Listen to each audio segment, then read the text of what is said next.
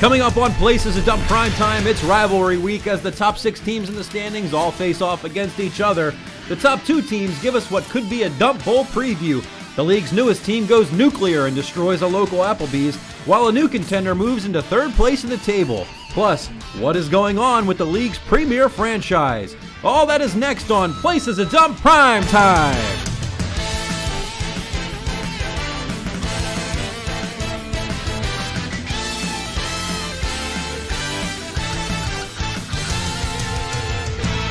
Places to Dump Primetime is brought to you by Miller Lite.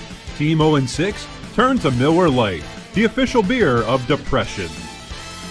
Welcome in, everybody, to Week 6 of Places to Dump Primetime. I'm your host, Chris Berman, alongside Tom Jackson. I got my Miller Lite in hand, boom, I am ready to go. What a slate of games on the Week 6 schedule, Tom, including the top 6 teams going head-to-head, 1 versus 2, 3 versus 4, and 5 versus 6. But let's start where we start every week on this show, with the champs. Bishop Sycamore High School still looking for their first win of the season after getting screwed for 5 consecutive weeks. They've got a good chance in this one and taking on Miller Time. Miller Time got a big win last week against Romo Stars, looking to make it 2 in a row. Cooper Kupp with the early touchdown here gives Miller Time the lead. Back comes Bishop Sycamore High School though. Najee Harris, a couple of TDs for him. Nice day. Bishop Sycamore High School had the lead early in this one, but back comes Miller Time. Cooper Kupp with the second touchdown on the day. This time he tries the other corner of the end zone. Cooper Kupp really having a great year. Bishop Sycamore High School not going away quietly though. Ezekiel Elliott, one of 2 touchdowns on the ground for him on the day. Miller Time though, just too much in this one. Joe Mixon, once he gets going, he is lethal, catches the swing pass, he does the rest. Miller Time gets their 2nd straight win. Bishop Sycamore, they're just a trash can. 0-6. Speaking of trash cans, underdogs looking for their 3rd straight win, taking on Sarge Tattoo Parlor. Aaron Rodgers, I guess that's a pass. I really don't understand NFL rules. Sarge Tattoo Parlor, Dak Prescott to Dalton Schultz in the corner of the end zone.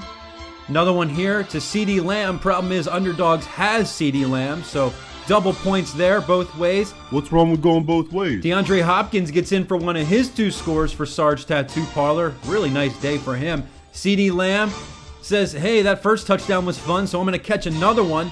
Monster day from CeeDee, 37 for him.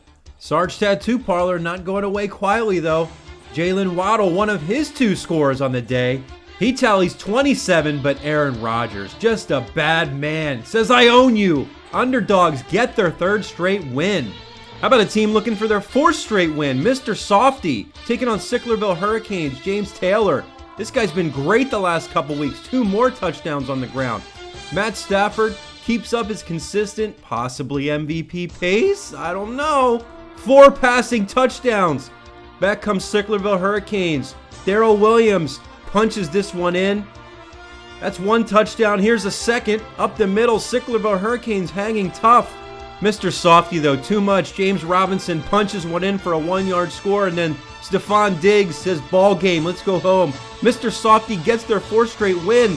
They're in 3rd place. Tom, are these guys for real? Nope.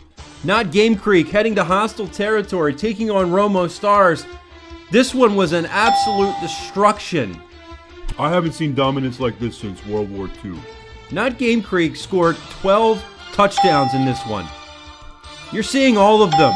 To put that in perspective, Not Game Creek scored more touchdowns than Romo Stars combined with Nyuk Nyuk Nyuk and Bishop Sycamore High School. The 79-point margin of victory is the largest in Dump history. Dump League history, Tom. That's a long time. Just over 2 years, yeah. Derrick Henry with 3 more touchdowns on the day. He's got to be your league MVP at this point. A lot of people doubted whether or not he could keep up the high volume of carries. He's proven them wrong. And then how about the great trade made last week for Leonard Fournette? Pays off in a big way. 2 touchdowns for him. I don't know what Romo Stars was thinking trading him away. 209 points. Highest total of the year. Not Game Creek. They are rolling. But not in first place. That title goes to what's the G stand for? How good are these guys? Will they bench Tom Brady just because? Starting Tyler Heineke. What? Who the f*** is Tyler Heineke? Sounds like that muffler place. Joe Burrow with a couple of scores on the day, but Dalvin Cook punches this one in. What's the G stand for? Gets the win. They're 5-1. Here's the standings after 6 weeks of play. Tom, take us through. Well, how soon is it to start setting yourself up for the playoffs? We saw what's the G stand for, already starting to rest some guys at the top. 5-1, they're looking good. Not Game Creek, though, probably the strongest looking team in the league, in my opinion. I mean, look at that points for total, 942. That's crazy. I mean, I haven't seen numbers that high since I got my blood pressure taken. Then you got Mr. Softy with that 4-game winning streak. Can they keep it going? They're right there.